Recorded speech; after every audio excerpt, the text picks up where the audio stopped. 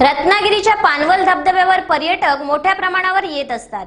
अशातच काही पर्यटक या ठिकाणी वर्षा पर्यटनाची मजा लुटत असताना यातील एका अतिउत्साही युवकाने या ठिकाणी असलेला उंचवटा चढण्याचा प्रयत्न केला, मात्र तो 15 ते 20 फुटावरून थेट खाली पडला आणि जखमी झाला। त्याचे हे वरून खाली पडण्याचे दृश्य टिपले आहे त्यांच्यातीलच एका युवकाने।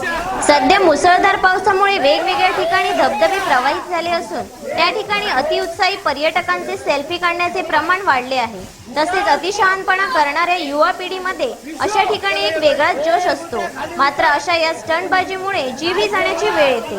त्यामुळे ज्या ठिकाणी अशी वर्षा पर्यटन स्थळे आहेत त्या ठिकाणी धोक्याचे बोर्ड लावले पाहिजेत असे जाणकारांचे म्हणणे आहे। ब्युरो रिपोर्ट, कोकण नाव, सिंधुदुर्ग। प्रसिद्ध पर्यटन स्थळ आंबोली घाटातील पूर्वीचा वस येथे एका कॉलेज युवकाचा दरीत कोसळून मृत्यू झालाय। रुद्राप्पा विठ्ठल बजेरी असे या युवकाचे नाव असून बेळगाव येथील रहिवासी असल्याची माहिती पोलिसांतर्फे देण्यात आली आहे। प्रसिद्ध पर्यटन स्थळ आंबोली घाटातील पूर्वीचा वस येथे एका धबधब्यावर कॉलेज युवकाचा दरीत कोसळून मृत्यू झाला आहे।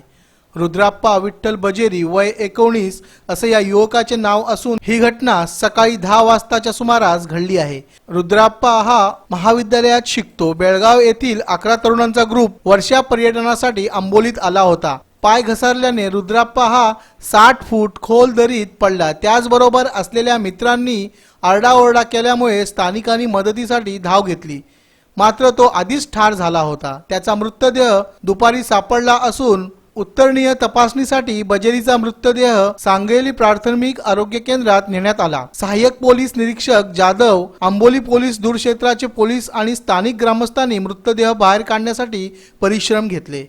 ब्युरो रिपोर्ट, कोकण नाव, सिंधुदुर्ग।